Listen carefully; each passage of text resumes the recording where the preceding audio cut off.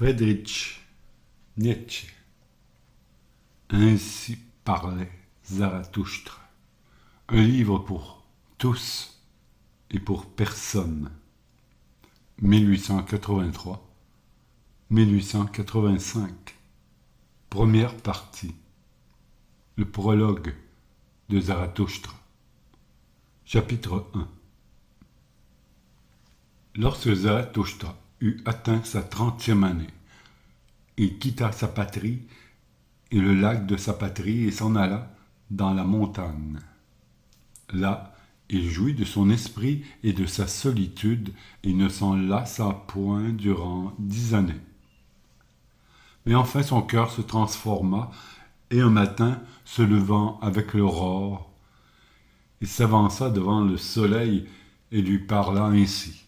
« Ô grand astre, quel serait ton bonheur si tu n'avais pas ceux que tu éclaires? Depuis 10 ans que tu viens vers ma caverne, tu te serais lassé de ta lumière et de ce chemin sans moi, mon aigle et mon serpent. Mais nous t'attendions chaque matin, nous te prenions ton superflu et nous t'en bénissions. Voici, je suis dégoûté de ma sagesse, comme l'abeille qui a amassé trop de miel. J'ai besoin de mains qui se tendent. Je voudrais donner et distribuer jusqu'à ce que les sages parmi les hommes soient redevenus joyeux de leur folie, et les pauvres heureux de leur richesse. Voilà pourquoi je dois descendre dans les profondeurs, comme tu fais le soir quand tu vas derrière les mers, apportant ta clarté au-dessous du monde, ô astre débordant de richesse. Je dois disparaître ainsi que toi, me coucher, comme disent les hommes, vers qui je veux descendre. Bénis-moi donc, œil tranquille, qui peut voir sans envie un bonheur même sans mesure. Bénis la coupe qui veut déborder, que l'eau, toute dorée, en découle, apportant partout le reflet de ta joie. Vois, cette coupe veut se vider à nouveau et Zarathustra veut redevenir homme. Ainsi commença le déclin de Zarathustra. Chapitre 2. Zarathustra descendit seul des montagnes et il ne rencontra personne. Mais lorsqu'il arriva dans les bois, soudain, se dressa devant lui un vieillard qui avait quitté sa sainte chaumière pour chercher des racines dans la forêt.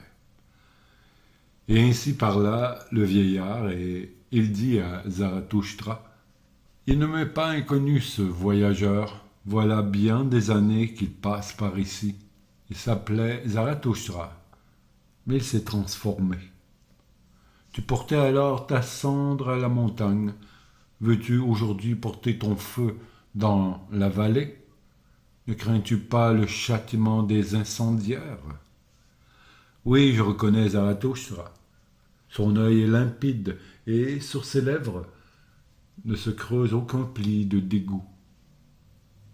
Ne s'avance-t-il pas comme un danseur? Zarathustra s'est transformé. Zarathustra s'est fait enfant. Zarathustra s'est éveillé. Que vas-tu faire maintenant auprès de ceux qui dorment? Tu vivais dans la solitude comme dans la mer, et la mer te portait. Malheur à toi, tu veux donc atterrir? Malheur à toi, tu veux de nouveau traîner toi-même ton corps? Zarathustra répondit, « J'aime les hommes. » Pourquoi donc, dit le sage, suis-je allé dans les bois et dans la solitude, n'est-ce pas parce que j'aimais trop les hommes? Maintenant j'aime Dieu, je n'aime point les hommes. L'homme est pour moi une chose trop imparfaite. L'amour de l'homme me tuerait. Zarathustra répondit, « Qu'ai-je parlé d'amour? Je vais faire un présent aux hommes. » Ne leur donne rien, dit le saint, enlève-leur plutôt quelque chose et aide-les à le porter. Rien ne leur sera meilleur, pourvu qu'à toi aussi cela fasse du bien. Et si tu veux donner, ne leur donne pas plus qu'une aumône et attends qu'ils te la demandent. Non, répondit Zarathustra, je ne fais pas l'aumône. Je ne suis pas assez pauvre pour cela. Le saint se mit à rire de Zarathustra et parla ainsi. Tâche alors de leur faire accepter les trésors. Ils se méfient des solitaires et ne croient pas que nous venions pour donner. À leurs oreilles, les pas du solitaire retentissent trop étrangement à travers les rues. Défiants, comme si la nuit, couchés dans leur lit, ils entendaient marcher un homme. Longtemps avant le lever du soleil, ils se demandent peut-être où se glisse ce voleur. Ne va pas auprès des hommes, reste dans la forêt. Retourne plutôt auprès des bêtes. Pourquoi ne veux-tu pas être comme moi, ours parmi les ours, oiseau parmi les oiseaux? Et que fait le saint dans les bois demanda Zarathustra. Le saint répondit, je compose des chants et je les chante. Et quand je fais des chants, je ris, je pleure et je murmure. C'est ainsi que je loue Dieu. Avec des chants, des pleurs, des rires et des murmures, je rends grâce à Dieu qui est mon Dieu. Cependant, quel présent nous apportes-tu? Lorsque Zarathustra eut entendu ces paroles, il salua le saint et lui dit « Qu'aurais-je à vous donner? Laissez-moi partir en hâte, afin que je ne vous prenne rien. » Et c'est ainsi qu'ils se séparèrent l'un de l'autre, le vieillard et l'homme riant, comme rient deux petits garçons. Mais quand Zarathustra fut seul, il parla ainsi à son cœur. Serait-ce possible? Ce vieux saint dans sa forêt n'a pas encore entendu dire que Dieu est mort. Chapitre 3. Lorsque Zarathustra arriva dans la ville voisine qui se trouvait le plus près des bois, il y vit une grande foule rassemblée sur la place publique, car on avait annoncé qu'un danseur de cordes allait se montrer. Et Zarathustra parla au peuple et lui dit « Je vous enseigne le surhomme. L'homme est quelque chose qui doit être surmonté. Qu'avez-vous fait pour le surmonter? Tous les êtres jusqu'à présent ont créé quelque chose au-dessus d'eux. Et vous voulez être le reflux de ce grand flot et plutôt retourner à la bête que de surmonter l'homme?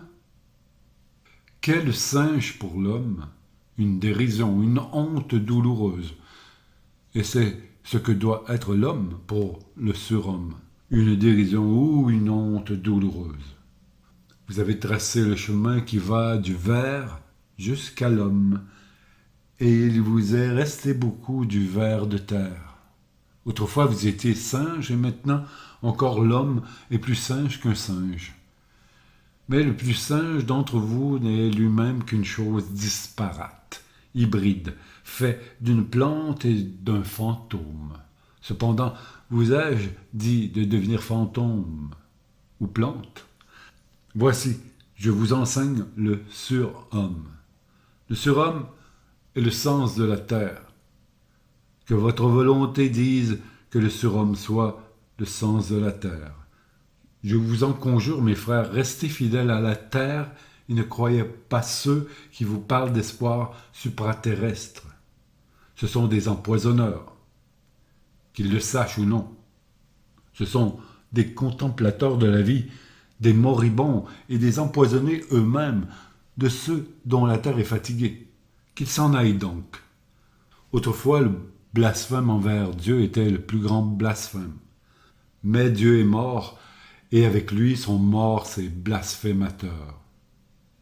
Ce qu'il y a de plus terrible maintenant, c'est de blasphémer la terre et d'estimer les entrailles de l'impénétrable plus que le sens de la terre. Jadis, l'âme regardait le corps avec dédain, et rien alors n'était plus haut que ce dédain. Elle le voulait maigre, hideux, affamé. C'est ainsi qu'elle pensait lui échapper, à lui et à la terre. Oh, cette âme était elle-même encore maigre, hideuse et affamée. et pour elle la cruauté était une volupté. Mais vous aussi, mes frères, dites-moi, votre corps, qu'annonce-t-il de votre âme? Votre âme n'est-elle pas pauvreté, ordure et pitoyable contentement de soi-même? En vérité, l'homme est un fleuve impur. Il faut être devenu océan pour pouvoir, sans se salir, recevoir un fleuve impur. Voici, je vous enseigne le surhomme. Il est cet océan. En lui peut s'abîmer votre grand mépris. Que peut-il vous arriver de plus sublime? C'est l'heure du grand mépris, l'heure où votre bonheur même se tourne en dégoût. Tout comme votre raison et votre vertu. L'heure où vous dites « Qu'importe mon bonheur, il est pauvreté, ordure et pitoyable contentement de soi-même, mais mon bonheur devrait légitimer l'existence elle-même. » L'heure où vous dites « Qu'importe ma raison, elle est avide de science, comme le lion de nourriture, elle est pauvreté, ordure et pitoyable contentement de soi-même. » L'heure où vous dites « Qu'importe ma vertu, elle ne m'a pas encore fait délirer, que je suis fatigué de mon bien et de mon mal. » Tout cela est pauvreté, ordure et pitoyable contentement de soi-même.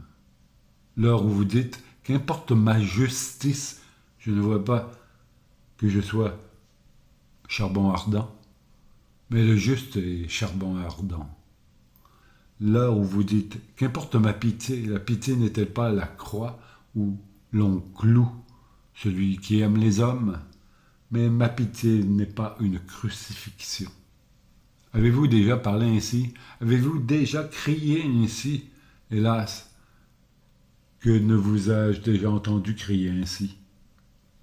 Ce ne sont pas vos péchés, c'est votre contentement qui crie contre le ciel. C'est votre avarice, même dans vos péchés, qui crie contre le ciel. Où donc est l'éclair qui vous léchera de sa langue?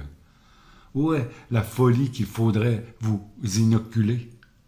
Voici, je vous enseigne le surhomme. Il est cet éclair, il est cette folie. Quand Zarathustra eut parlé ainsi, quelqu'un de la foule s'écria « Nous avons assez entendu parler du danseur de cordes. Faites-nous le voir maintenant. » Et tout le peuple rit de Zarathustra. Mais le danseur de cordes, qui croyait que l'on avait parlé de lui, se mit à l'ouvrage. Chapitre 4.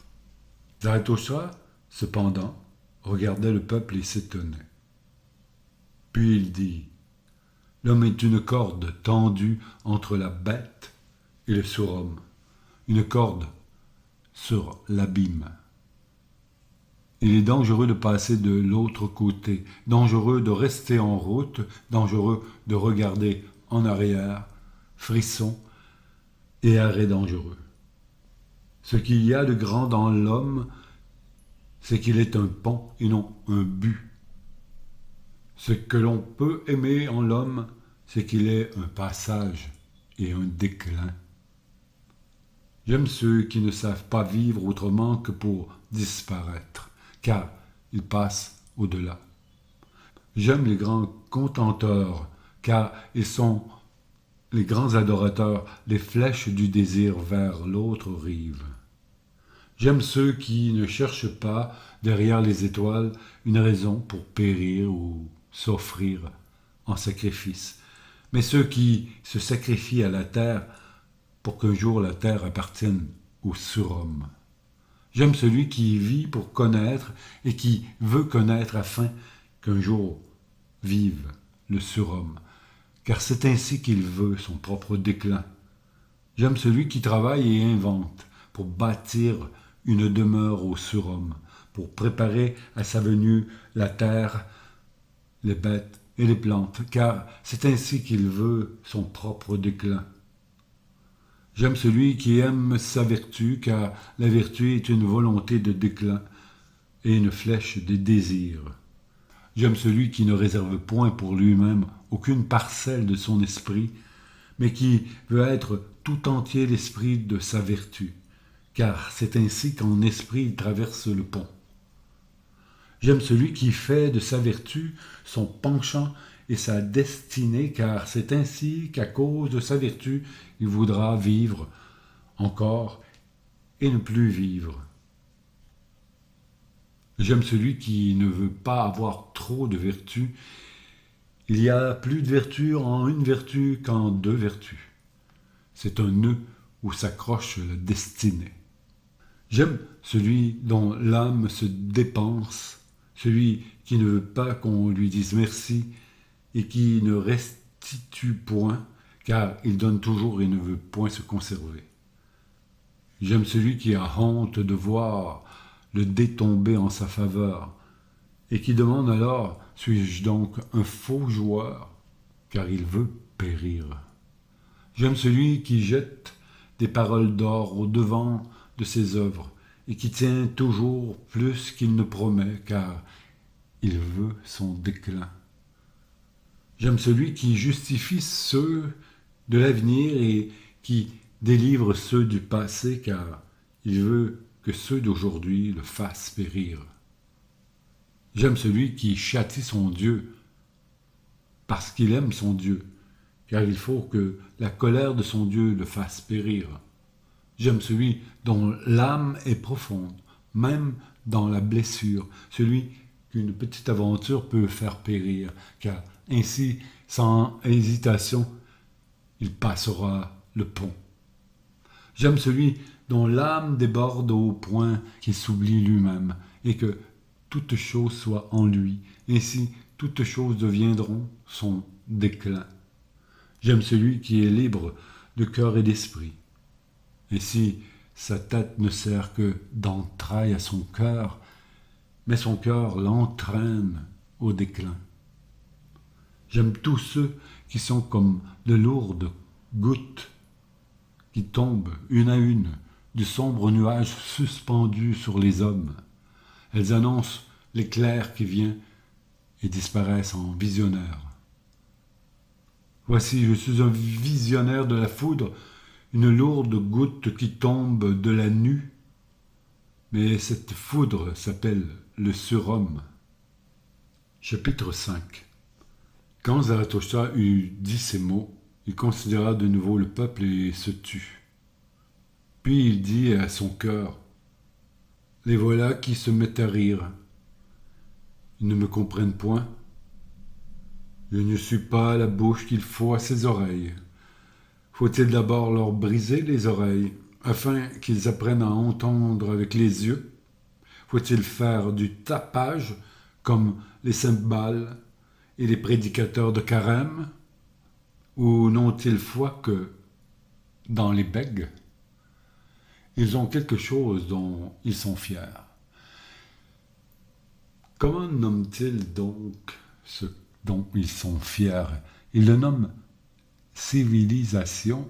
C'est ce qui les distingue des chevriers. C'est pourquoi ils n'aiment pas, quand on parle d'eux, entendre le mot de mépris. Je parle donc à leur fierté. Je vais donc leur parler de ce qu'il y a de plus méprisable, je veux dire le dernier homme. Et ainsi, Zarathosta se mit à parler au peuple. Il est temps que l'homme se fixe à lui-même son but. Il est temps que l'homme plante le germe de sa plus haute espérance. Maintenant son sol est encore assez riche, mais ce sol, un jour, sera pauvre et stérile, et aucun arbre ne pourra y croître. Malheur, les temps sont proches où l'homme ne jettera plus par-dessus les hommes la flèche de son désir, où les cordes de son arc ne sauront plus vibrer. Je vous le dis, il faut porter encore en soi un chaos pour pouvoir mettre au monde une étoile dansante. Je vous le dis, vous portez en vous un chaos. Malheur, les temps sont proches où l'homme ne mettra plus d'étoiles au monde. Malheur, les temps sont proches du plus méprisable des hommes, qui ne sait plus se mépriser lui-même. Voici, je vous montre le dernier homme. Amour, création, désir, Et toi, qu'est-ce cela? Ainsi demande le dernier homme, et il cligne de l'œil. La terre sera alors devenue plus petite, et sur elle sautillera le dernier homme, qui rapetisse tout. Sa race est indestructible comme celle du puceron. Le dernier homme vit le plus longtemps. Nous avons inventé le bonheur, disent les derniers hommes, et ils clignent de l'œil. Ils ont abandonné les contrées où ils étaient durs de vivre, car on a besoin de chaleur. On aime encore son voisin, et l'on se frotte à lui, car on a besoin de chaleur. Tomber malade et être méfiant passe chez eux pour un péché.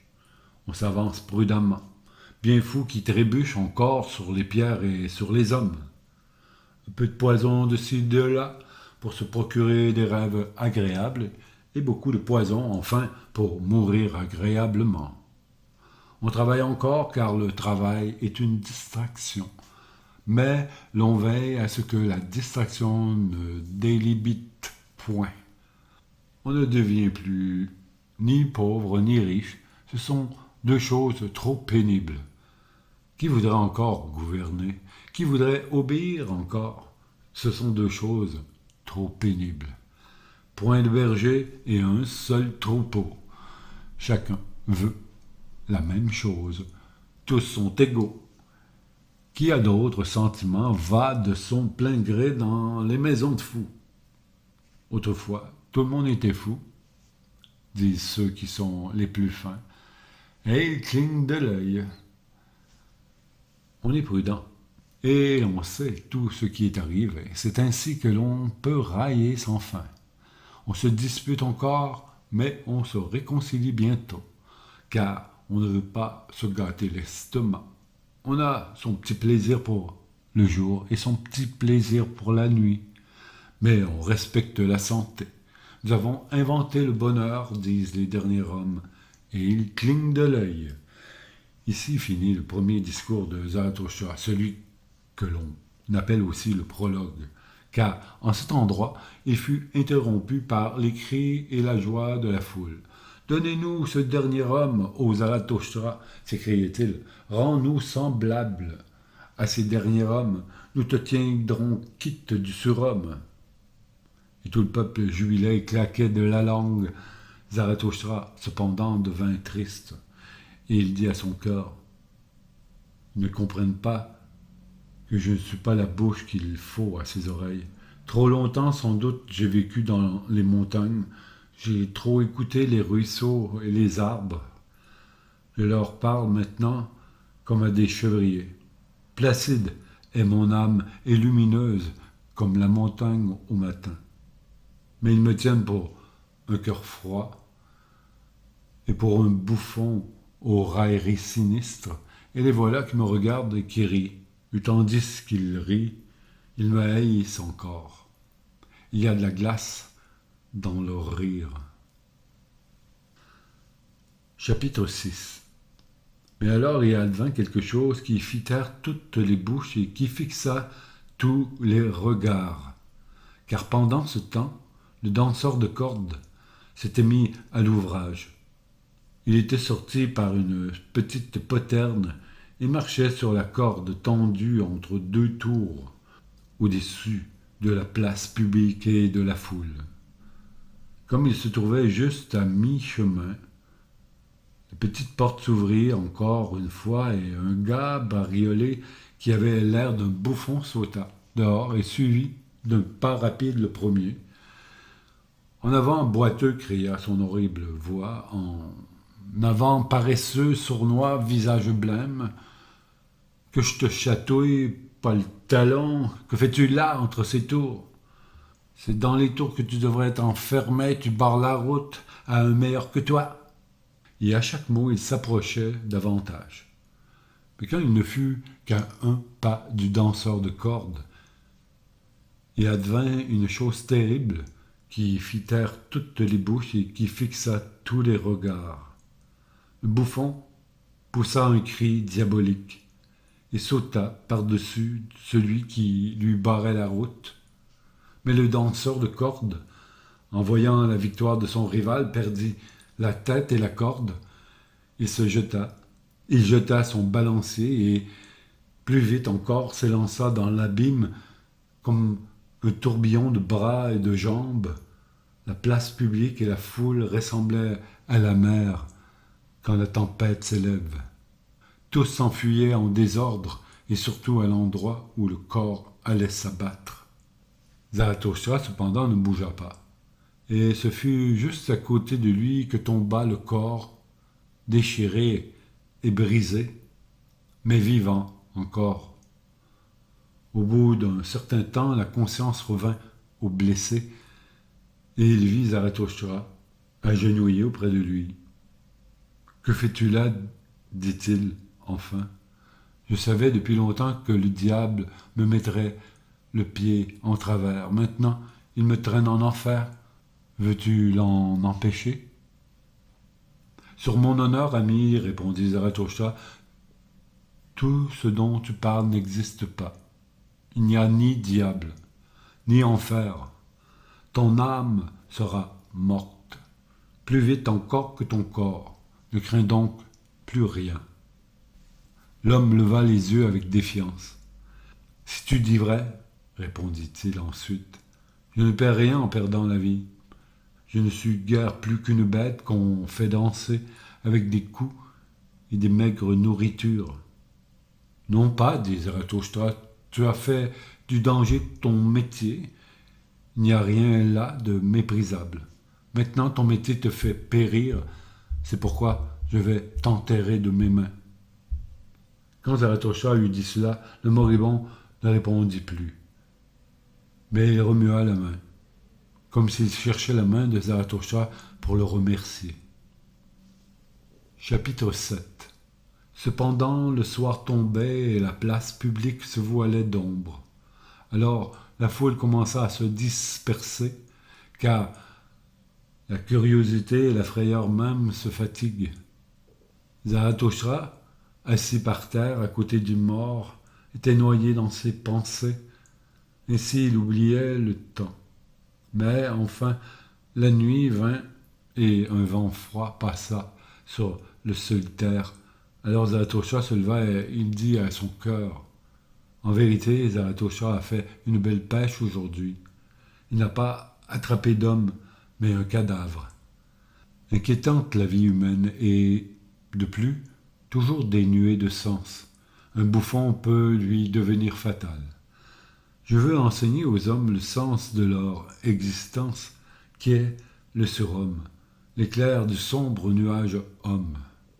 Mais je suis encore loin d'eux, et mon esprit ne parle pas à leur sens. Pour les hommes, je tiens encore le milieu entre un fou et un cadavre. Sombre est la nuit, sombres sont les voix de Zarathustra. Viens, compagnon rigide et glacé, je te porte à l'endroit où je vais t'enterrer de mes mains. Chapitre 8. Quand Zarathustra eut dit cela à son cœur, il chargea le cadavre sur ses épaules et se mit en route. Il n'avait pas encore fait 100 pas qu'un homme se glissa auprès de lui et lui parla tout bas à l'oreille. Et voici, celui qui lui parlait était le bouffon de la tour. « Va-t'en de cette ville, ô Zarathustra, dit-il. Il y a ici trop de gens qui te haïssent. Les bons et les justes te haïssent et ils t'appellent leur ennemi et leur contempteur. Les fidèles de la vraie croyance te haïssent et ils t'appellent un danger pour la foule. Ce fut ton bonheur qu'on se moqua de toi, car vraiment tu parlais comme un bouffon. Ce fut ton bonheur de t'associer aux chiens morts. En t'abaissant ici, tu t'es sauvé pour cette fois-ci. Mais va-t'en de cette ville, sinon demain je sauterai par-dessus un mort. » Après avoir dit ces choses, l'homme disparut et Zarathustra continua son chemin par les rues obscures. À la porte de la ville, il rencontra les fossoyeurs. Ils éclairèrent sa figure de leurs flambeaux et reconnurent Zarathustra et se moquèrent beaucoup de lui. Zarathustra emporte le chien mort. Bravo, Zarathustra s'est fait fossoyeur. car nous avons les mains trop propres pour ce gibier. Zarathustra veut-il donc voler sa pâture au diable? Allons, bon appétit, pourvu que le diable ne soit pas plus habile voleur que Zarathustra. Il les volera tous les deux, il les mangera tous les deux. Et ils riaient entre eux en rapprochant leurs têtes. Zarathustra ne répondit pas un mot et passa son chemin. Lorsqu'il eut marché pendant 2 heures, le long des bois et des marécages, il avait tellement entendu hurler des loups affamés que la faim s'était emparée de lui. Aussi s'arrêta-t-il à une maison isolée où brûlait une lumière. La faim s'empare de moi comme un brigand, dit Zarathustra. Au milieu des bois et des marécages, la faim s'empare de moi. Dans la nuit profonde, ma faim a de singuliers caprices. Souvent, elle ne me vient qu'après le repas.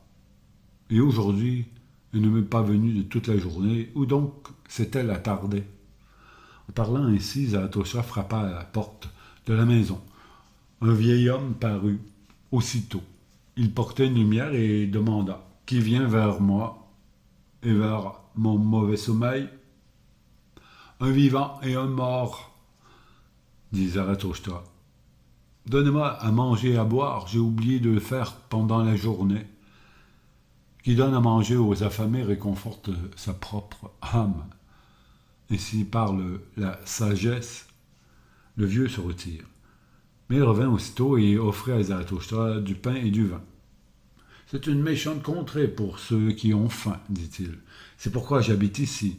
Or mes bêtes viennent à moi, le solitaire. Mais invite aussi ton compagnon à manger et à boire. Il est plus fatigué que toi. » Zarathustra répondit, « Mon compagnon est mort. Je l'y déciderai difficilement. »« Cela m'est égal, dit le vieux en grognant. Qui frappe à ma porte doit prendre ce que je lui offre. Mangez et portez-vous bien. » Ensuite, Zarathustra marcha de nouveau pendant 2 heures, se fiant à la route et à la clarté des étoiles, car il avait l'habitude des marches nocturnes et aimait à regarder en face tout ce qui dort. Quand le matin commença à poindre, Zarathustra se trouvait dans une forêt profonde et aucun chemin ne se dessinait devant lui. Alors il plaça le corps dans un arbre creux, à la hauteur de sa tête, car il voulait le protéger contre les loups. Et il se coucha lui-même à terre sur la mousse. Et aussitôt il s'endormit, fatigué de corps, mais l'âme tranquille. Chapitre 9. Zarathustra dormit longtemps et non seulement l'aurore passa sur son visage, mais encore le matin. Enfin ses yeux s'ouvrirent et, avec étonnement, Zarathustra jeta un regard sur la forêt et dans le silence, avec étonnement, il regarda en lui-même. Puis il se leva à la hâte, comme un matelot qui, tout à coup, voit la terre et il poussa un cri d'allégresse, car il avait découvert une vérité nouvelle. Et il parla à son cœur et lui dit « Mes yeux se sont ouverts, j'ai besoin de compagnons vivants, non point de compagnons morts et de cadavres que je porte avec moi où je veux, mais j'ai besoin de compagnons vivants qui me suivent, parce qu'ils veulent me suivre eux-mêmes partout où je vais. » Mes yeux se sont ouverts. Ce n'est pas à la foule que doit parler Zarathustra, mais à des compagnons. Zarathustra ne doit pas être le berger et le chien d'un troupeau. C'est pour enlever beaucoup de brebis du troupeau que je suis venu. Le peuple et le troupeau s'irriteront contre moi. Zarathustra veut être traité de brigand par les bergers. Je dis berger, mais ils s'appellent les bons et les justes. Je dis berger, mais ils s'appellent les fidèles de la vraie croyance. Voyez les bons et les justes, qui haïssent-ils le plus? Celui qui brise leur table de valeur, le destructeur, le criminel, mais c'est celui-là, le créateur. Voyez les fidèles de toutes les croyances, qui haïssent-ils le plus? Celui qui brise leur table des valeurs, le destructeur, le criminel, mais c'est celui-là, le créateur. Des compagnons. Voilà ce que cherche le Créateur et non des cadavres, des troupeaux ou des croyants. Les créateurs comme lui, voilà ce que cherche le Créateur. De ceux qui inscrivent des valeurs nouvelles sur des tables nouvelles, des compagnons. Voilà ce que cherche le Créateur des moissonneurs, qui moissonnent avec lui, car chez lui tout est mûr pour la moisson.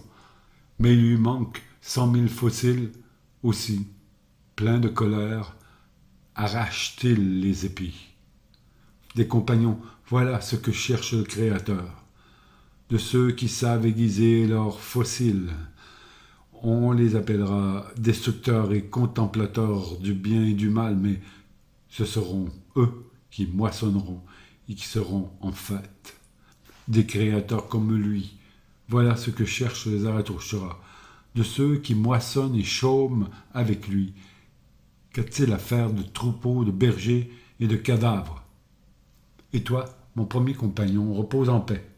Je t'ai bien enseveli dans ton arbre creux, je t'ai bien abrité contre les loups, mais je me sépare de toi, le temps est passé. Entre deux aurores, une nouvelle vérité s'est levée à moi. Je ne dois être ni berger, ni fossoyeur. Jamais plus je ne parlerai au peuple. Pour la dernière fois, j'ai parlé à un mort. Je veux me joindre au Créateur, à ceux qui moissonnent et qui chôment. Je leur montrerai l'arc-en-ciel et tous les échelons qui mènent au surhomme. Je chanterai mon chant aux solitaires et à ceux qui sont deux dans la solitude. Et quiconque a des oreilles pour les choses inouïes, je lui alourdirai le cœur de ma félicité. Je marche vers mon but, je suis ma route, je sauterai par-dessus les hésitants et les retardataires. Ainsi ma marche sera le déclin. Chapitre 10. Zarathustra avait dit cela à son cœur alors que le soleil était à son midi. Puis il interrogea le ciel du regard car il entendait au-dessus de lui le cri perçant d'un oiseau. Et voici, un aigle planait dans les airs en large cercle, et un serpent était suspendu à lui, non pareil à une proie, mais comme à un ami, car il se sentait enroulé autour de son cou. Ce sont mes animaux, dit Zarathustra, et il se réjouit de tout cœur. L'animal le plus fier qu'il est sous le soleil et l'animal le plus rusé qu'il est sous le soleil, ils sont allés en reconnaissance. Ils ont voulu savoir si Zarathustra vivait encore. En vérité, suis-je encore en vie? J'ai rencontré plus de dangers parmi les hommes que parmi les animaux. Zarathustra suit des voies dangereuses. Que mes animaux me conduisent. Lorsque Zarathustra eut ainsi parlé, il se souvint des paroles du saint dans la forêt et il soupira et dit à son cœur, « Il faut que je sois plus sage, que je sois rusé du fond du cœur comme mon serpent. Mais je demande l'impossible, je prie donc ma fierté d'accompagner toujours ma sagesse. Et si ma sagesse m'abandonne un jour, hélas, elle aime à s'envoler, puisse du moins ma fierté voler avec ma folie. » Ainsi commença le déclin de Zarathustra.